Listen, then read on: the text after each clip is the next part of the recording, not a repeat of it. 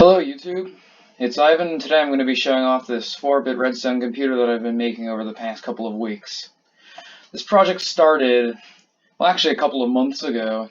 I worked on it for a couple of days straight, got a bit bored of it, hit a block. I eventually stopped, and a couple of days ago I finally took it back up, and it's pretty much finished. And I'd just like to give you guys a quick little tour of this.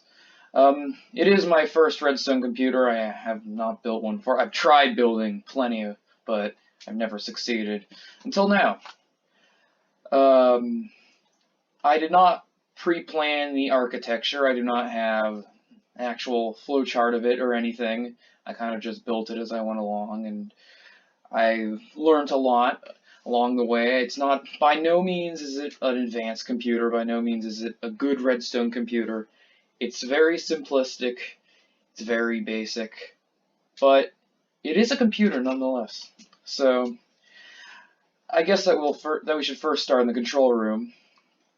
While the program's running, this is where you'll be doing most of your controlling from. You can over here is a 7-segment LCD, not really an LCD. It has 2 digits. It can represent values from 0 to 15. Over here are 2 user input panels, and I actually have two opcodes. I have a couple of opcodes which can take values from the user input panel and store them in the registers. Because of the fact that I'm only using 4-bit binary values for my opcodes, and I'm very limited in the amount of opcodes that I can have. So in order to save space and save room for my other ALU functions, I just decided to have only 2. I decided to make it so the computer could only address a single user input panel.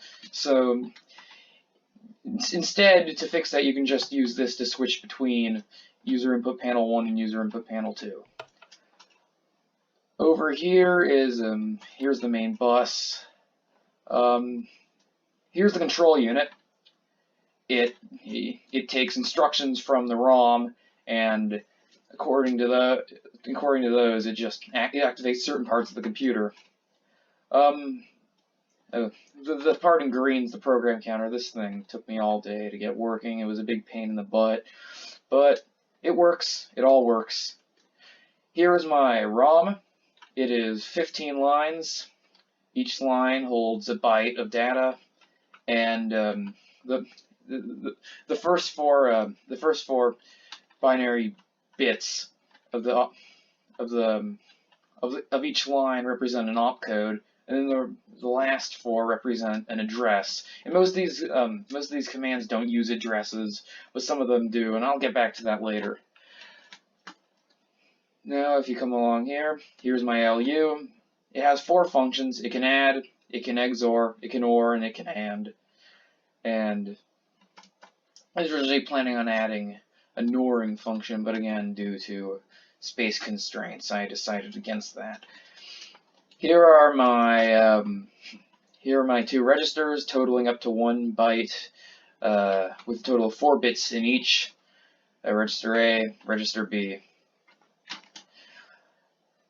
And here's my display register, 4 bits again, and this leads into my graphics processing unit. And the cool thing about this register is that you can set it to any value. Let's say I want to set it to, I don't know, 7.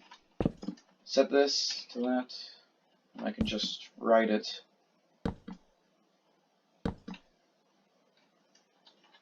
Wait a little bit.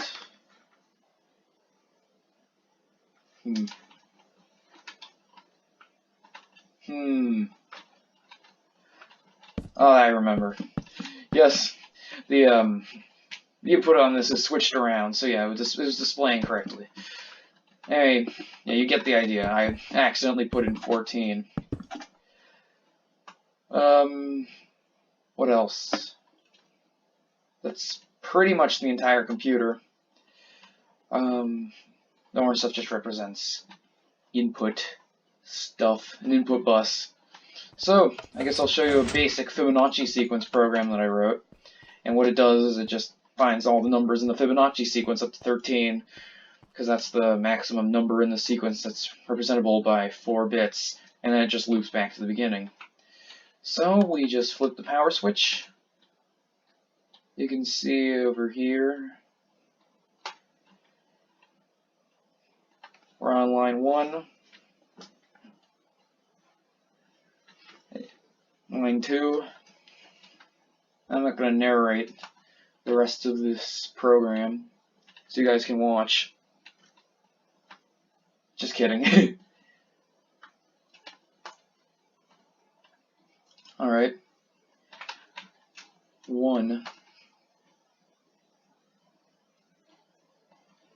2.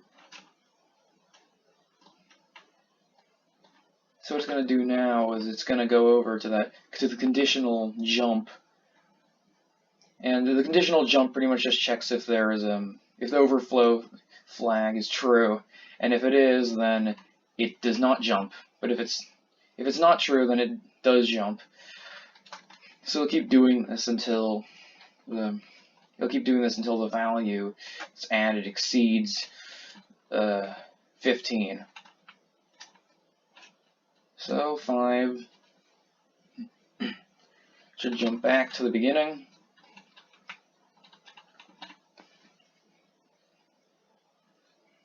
8.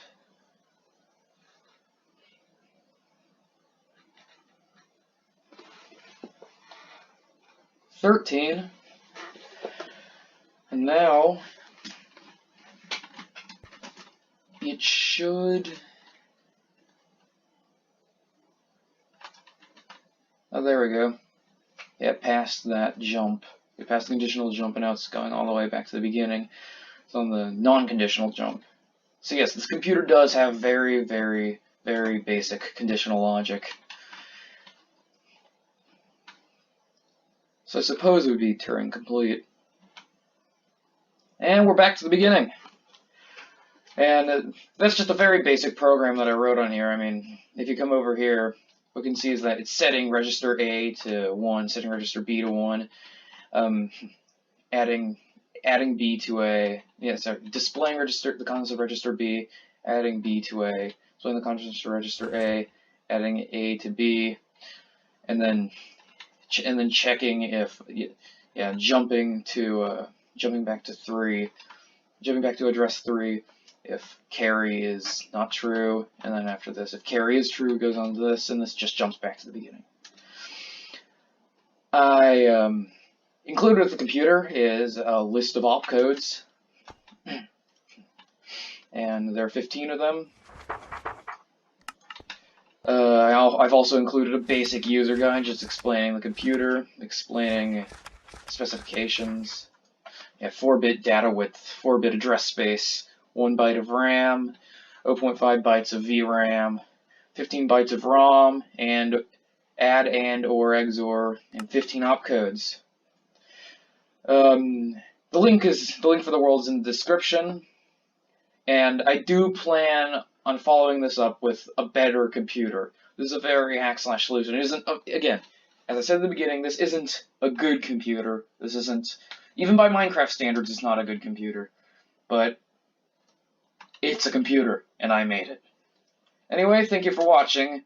Thank you for taking the time to look at this thing that I've built. If you like the video, give it a thumbs up, and remember to subscribe. Thank you for watching. See you in the next one.